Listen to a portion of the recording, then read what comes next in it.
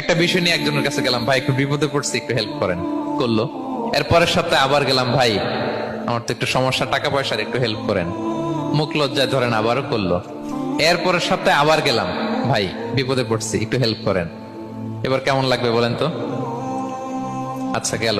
এর পরের সপ্তাহে আবার, এবার কি করবে? দৌড়ানি দিবে লাঠি লয়া, ঠিক কিনা বলেন? তুমি মামুর বাড়ির আবদার পাইছো না, প্রতি সপ্তাহে সপ্তাহে বিপদে পড়ছি।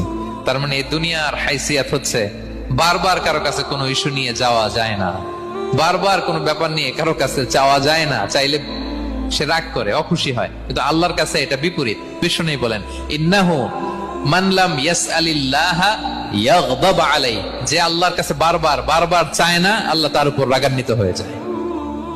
আর বারবার বারবার বারবার তার কাছে চাইলে আল্লাহ তাআলা তার প্রতি খুশি হয়ে যায়।